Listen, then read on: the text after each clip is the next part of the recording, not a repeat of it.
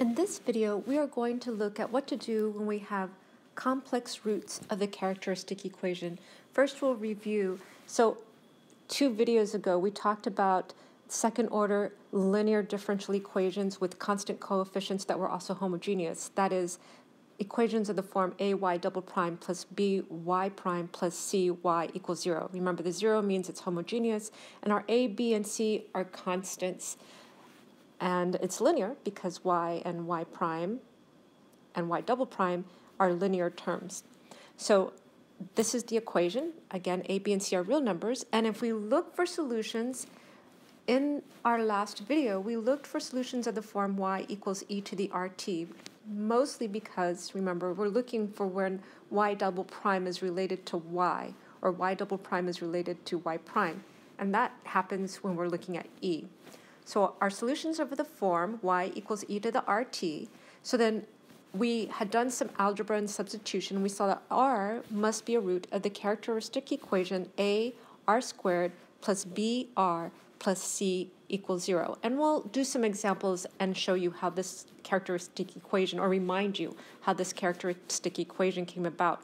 We would solve for the roots r1 and r2, and if they were real and different, then the general solution to the equation is y equals c1 e to the r1t plus c2 r e to the r2t. So the question in this video, so this is all review from a previous video. The question in this video is, what do we do when this characteristic equation has complex roots? And to look at that, first we're going to review complex numbers in Euler's formula, which is given to you right here. So Euler's formula, I guess this is one you should memorize, write it down, memorize. E to the it is equal to cosine t plus I sine t. And related to that is e to the minus it is equal to cosine t minus I sine t. And this is true since cosine of negative t is equal to cosine t, it's an even function, and sine of negative t is equal to minus sine of t. And again, we'll go through this in more detail. And then also related is e to the iut is equal to cosine ut plus I sine of ut. So these are the 3 formulas. This is the main Euler's formula. So for complex exponents, we're going to define e to the lambda plus I mu of t. So it's complex, like lambda and mu are real, but this I in front of the mu makes this a complex exponent. And we're going to define this to be, using this formula here, well, first, this is going to be e to the lambda t times e to the I mu of t. So we have our e to the lambda t, and e to the I mu of t using this formula is cosine mu of t plus I e to the lambda t sine of mu of t. And here is our example. So we have e to the, in this case, lambda is equal to minus 3, and mu is equal to 6. So our solution is e to the lambda, which is minus 3, and there's no t here, so we drop the t here. Cosine of mu, which is 6, plus I e to the lambda, sine of 6. So this is our review of complex numbers. Euler's formula. We'll do more detail, look into these things more detail, but then we'll look at the complex root of the characteristic equations. So if we have complex roots, then the roots are conjugate complex numbers. So r1 is lambda plus I mu, r2 is lambda minus I mu, and then we have a solution of how to solve for this. And essentially we're using these formulas here to give us a solution. There are 2 theorems from the last video that I think are more relevant in this video than the last video, but you know, that's the way the chapters of the book were arranged. But here's one theorem, complex valued solutions. So if we have a second order linear differential equation, y double prime plus pt y prime plus qt y equals 0, where p and q are continuous real valued functions, if we have a solution that's real valued, then, or it's a complex valued solution, sorry, not real valued, complex valued, then its real part u and its imaginary part v. V of t itself is real, but it's imaginary because it's multiplied by I. But u and v by itself without the I, are also solutions to this equation. And then I'm going to remind you of something else. For any differential equation, there's an infinite number of fundamental sets of solutions, and as a rule, you should choose a set that is most convenient. So if you have a solution in this form, rather than working with this complex form for fundamental set of solutions, you can just choose u and v. because that one's much more simple and convenient. So that was your quick overview, so let's get to the details. The first thing we're going to do is kind of look at how this formula e to the it equals cosine t plus I sine of t comes about. Of course, to look at this formula, you have to remember Taylor series expansions. And if you don't remember Taylor series, I'm just going to tell you they were really cool. They were in calculus. And what that allowed you to do, these Taylor series, it allowed you to approximate any function with the series of polynomials. So think about it. You could approximate a sine and a cosine with polynomials. So that's kind of amazing. And it turned out, and I am not going to go through Taylor series expansion in this video, but to tell you that e to the t is equal to 1 plus t squared over 2 plus, and then dot, dot, dot, plus t to the n over m factorial. And summation notation, that's the summation from n equals 0 to infinity, t to the n over n factorial. So this was our first Taylor series expansion. Now, if we write this out, so I kind of take this formula here, and I plug in n equals 0, so I will get 1 over 0 factorial is 1. I plug in 1 for my n, and I'm going to get I, so I'm just going to take out my I, and then I get t to the 1, and 1 factorial is just 1. Now I'm going to plug in n equals 2, and so this I becomes -1 because it's squared, and then I have my t squared, and then I have my 2 factorial, plus when n equals 3, essentially this here is going to be multiplied by another I, so it's I times -1, t to the 3rd over 3 factorial, and then when I put in 4 in for n, again I'm going to multiply by another I, so I get -1 squared, t to the 4th over 4 factorial, plus the next term for 5, here I multiply by I, so I have -1 squared times I. For 6, again, I multiply by I, so I get -1 cubed, etc. And I write it this way because I'm going towards something. It's just not totally random, even though it may look like it. Now, I'm going to group my terms. I'm going to group all my terms where I have an even exponent on t. So I have my t to the 0, my t squared, my t to the 4th, my t to the 6th, and then t to the 8th is here, and on and on. And now I'm going to group my odd exponents. And if you notice, my even exponents don't have any i's. Where's my other even? But my odd ones do. So I'm going to pull out the I, and then I'm going to put in my t to the 1, my t cubed, my t to the 5th, my t to the 7th, and on. Those terms together. Now this here, if I write that, I can rewrite this as -1 to the k, t to the 2k over 2k factorial. So these are my even terms here, and you can kind of confirm that by plugging in 0 and see that you'll get this sequence here. For my odd terms, I have I times the summation -1 to the k, t to the k plus 1 over 2k plus 1. And you can kind of plug in the k equals 0 and everything, and you'll get this series here. So essentially what this is saying is for the even terms, I to the n is equal to I to the 2k, which is -1 to the k. That's what I got here. And of course you have the exponent and the factorial on bottom. And for the odd terms, I to the n is equal to I to the 2k plus 1, which is I times -1 to the k. So that's what this is here, the I, and then my -1 to the k. And again, I'm writing this in this form for a reason that you will see in just the next thing I write down. And here it is, the big reveal, that if you did the Taylor series expansion for cosine t, it's exactly equal to these even terms here. And the Taylor series expansion for sine t is exactly this series expansion here. So again, the amazing thing about Taylor series is you can write cosine, you can approximate it with this series of polynomials, and you can approximate sine with the series of polynomials. And then the other amazing thing is that e to the it is equal to cosine of t plus I sine of t. And this is Euler's formula, which it's really worth remembering because it comes up in many other things. So I don't know why I decided I wanted to rewrite that with Euler's formula on this side and the formula on this equation. Otherwise, all this stuff is the same. So I have my Euler's formula here. If instead I have e to the minus it, well, this would become cosine of minus t, but cosine of minus t is just cosine of t, plus I sine of minus t, but sine of minus t is equal to minus sine of t, so I get this related formula here.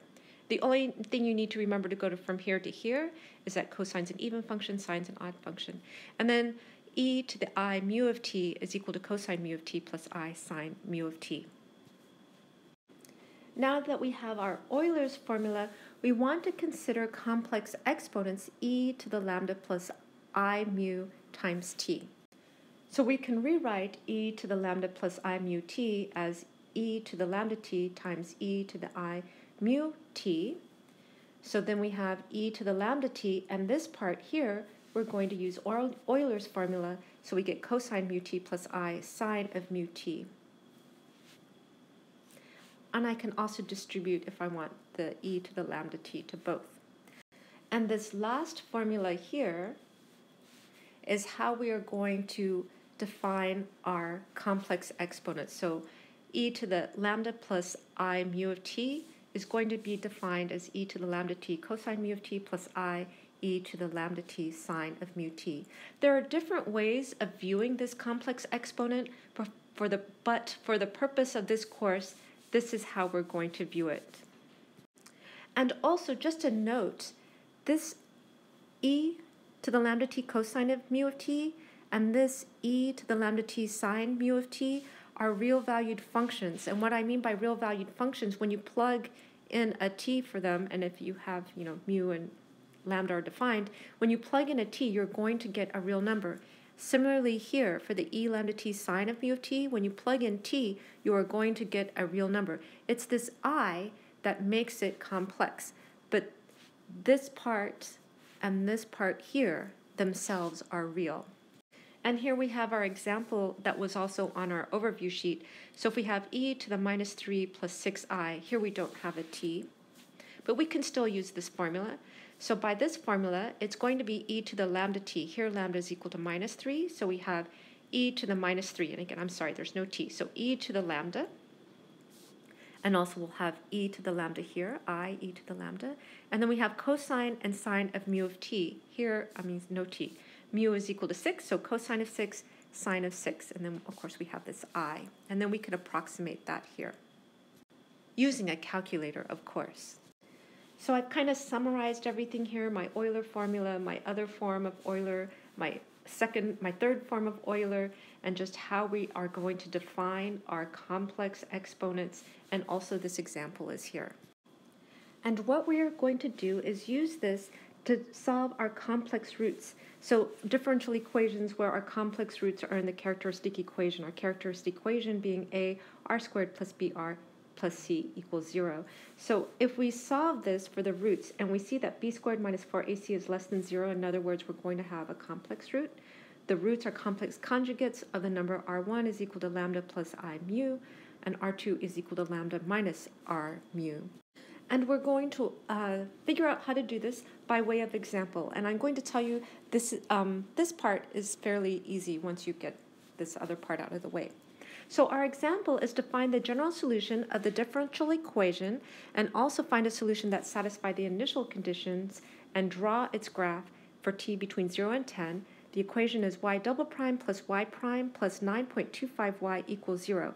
Y of 0 is equal to 2 and y prime of 0 is equal to 8. And we start this the same way we did in 3.1, where we learned how to solve second-order linear homogeneous differential equations with constant coefficients. And they are of this form here. Again, it's second order because of the second derivative.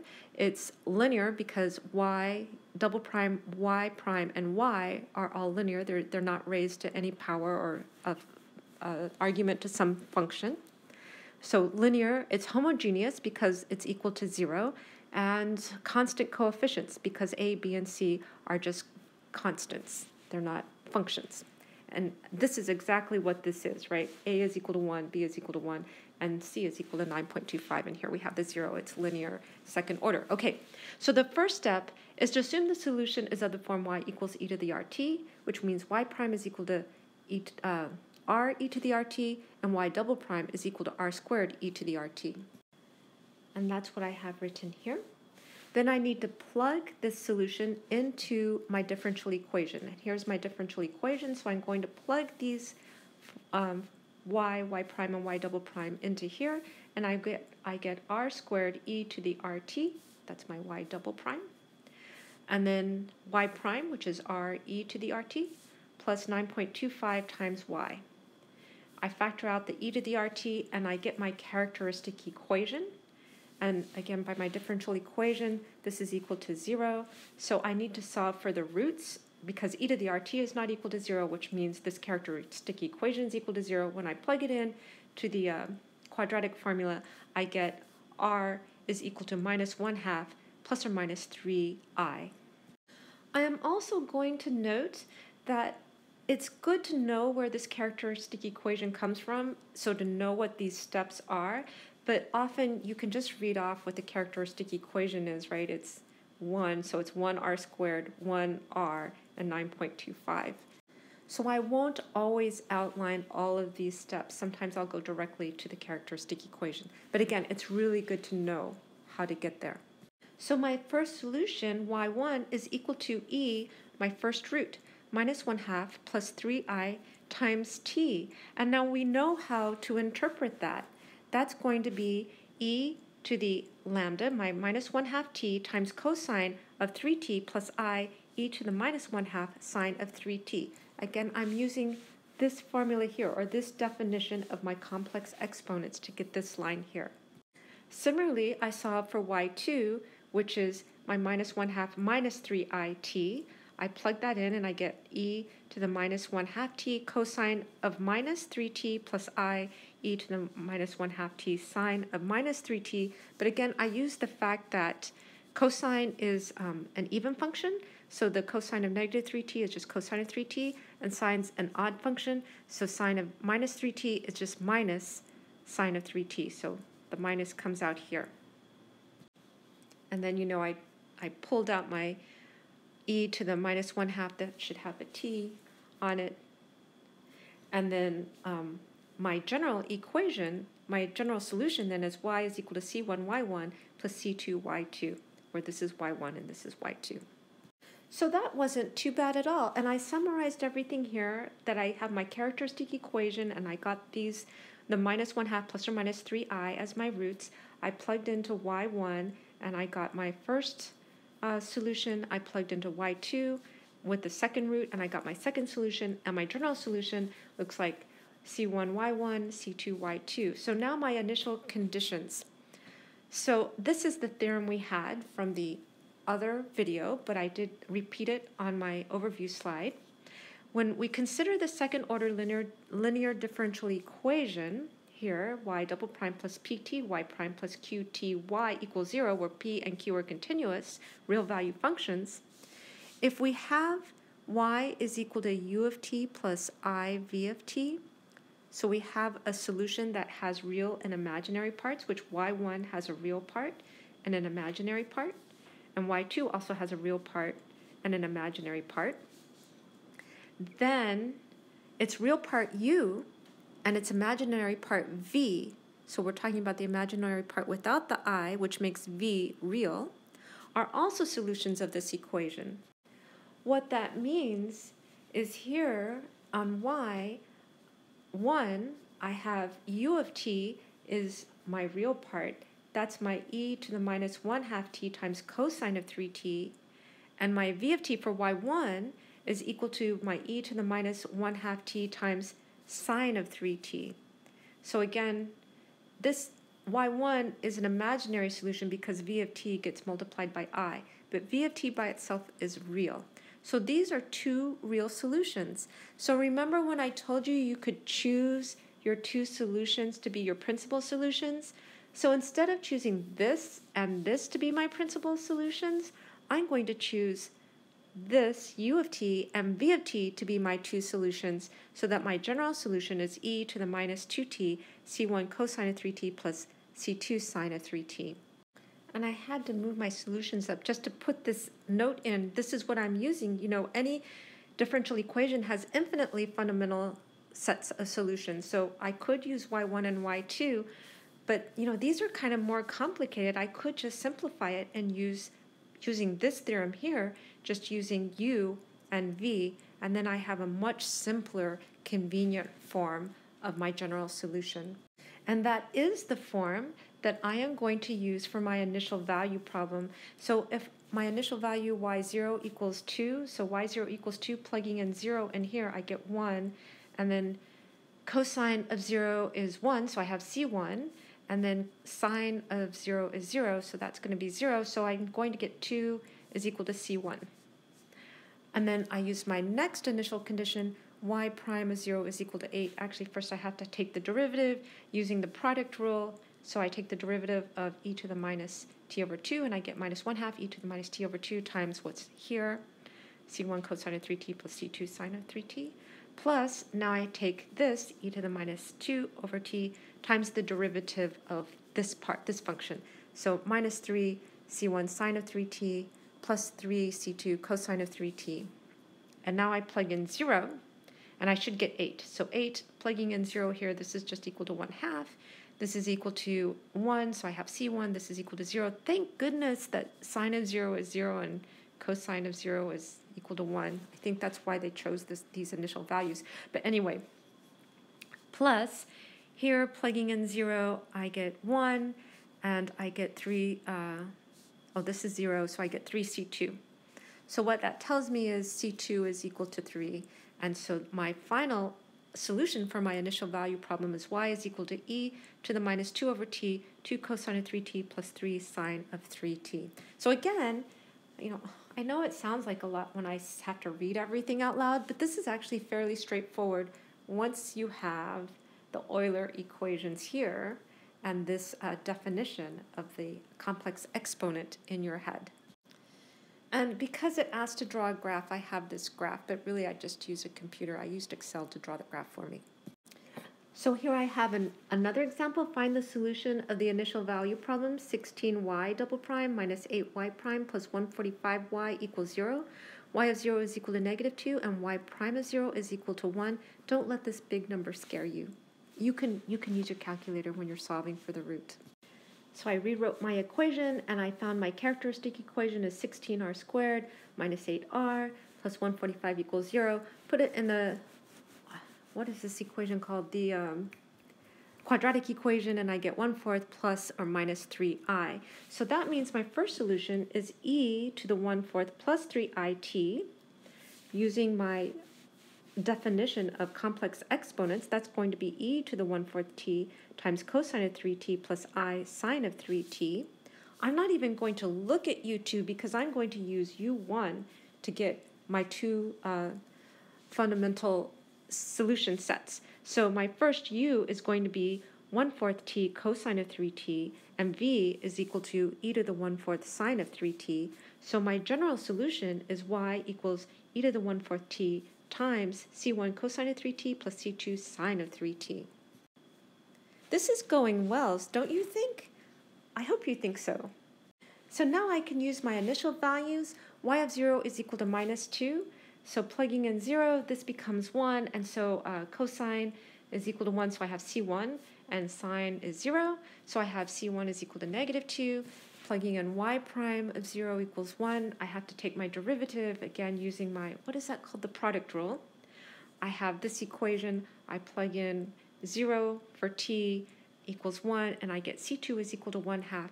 And here is my general solution. Y is equal to e to the t over 4 times minus 2 cosine 3t plus 1/2 sine of 3t. And there is something I should say, which is technically, I've used superposition to get doing my linear combination here of my two solutions, but I haven't actually shown that it's the general solution. I'd have to compute the Wronskian in order to really show that it's a general solution. But I'm going to tell you this is the general solution. And that's the material for this video. I have to tell you, after the last video, which was kind of long, it's a nice relief to have something that's kind of short and sweet. But let's review what we talked about. First, we kind of reviewed how we would solve second-order linear differential equations, where we have constant coefficients and it's homogeneous. We assumed solutions of the form y equals e to the rt. We found y prime, we found y double prime, we plug it into the equation, and then we factor out the e to the rt, and we get this characteristic equation here. We found, since the e to the rt that we factored out was not equal to 0, it must be the characteristic equation equals 0, so we found roots r1 and r2. And when they were real and different, the general solution was equal to y equals c1 e to the r1t plus c2 e to the r2t. So we do a lot of the same steps, actually we do almost all the same steps, except now we want to consider when r1 and r2 are imaginary or complex. Complex having both a real and imaginary part. So we reviewed complex numbers, and we reviewed Euler's formula, which was derived from our Taylor series expansion. Taylor series, again, which are amazing because they allow you to approximate any function with polynomials. But anyway, so we have e to the it is equal to cosine t plus I sine of t. We also have this form where e to the minus it would give us cosine minus t, except since cosine is an even function, that's equal to cosine of t, plus I sine of minus t, but since sine is an odd function, that will give us minus I sine of t. And then we had this last form of Euler's formula, which is e to the I mu of t is equal to cosine mu of t plus I sine mu of t. So for complex exponents, we defined e to the lambda plus I mu of t. We can separate that out into the e lambda of t times e I mu of t, and the e I mu of t we will put this formula in for that. So it's cosine mu of t plus I e to the lambda t sine of mu of t. So this is how we are going to represent complex exponents. There are different ways of viewing this, but for this part of this book, this is the representation. When we have a complex exponent, we're going to rewrite it like this. And here was our example, and then we solved an equation with complex roots. So find the general solution of the differential equation. This was our differential equation, y double prime plus y prime plus 9.25y equals 0. We took the characteristic equation, found the roots were complex. So we have e to the, using this formula here, our lambda is 1/2 t, plus cosine of mu of t, mu is 3, plus I sine 3 of t. We had our y2, but then we used our theorem that said if we had a second order linear differential equation and then we had a complex solution, like y1 is a complex solution, then u of t, the real part, plus v of t, the real part that's multiplied by I, and that would be e to the minus 1/2 t times sine of 3t, would also be solutions. So that allowed us to write y1 is equal to e to the 1/2 cosine 3 of t, the real part, and y2 would be v of t, which is equal to e to the minus 1/2 t sine 3 of t. And then our general solution is of this form where we have c1 times y1 plus c2 y2. And this all came about because of this theorem here, which I rewrote, but also, so again, we could have chosen y1 and y2 as our two fundamental solutions, but it's way more complicated than taking the real and imaginary part of either one of these, really, and then adding them together to be our general solution. So we chose the one that was most convenient, the one that was simplest. Okay, so that's it for this video. Thank you for watching.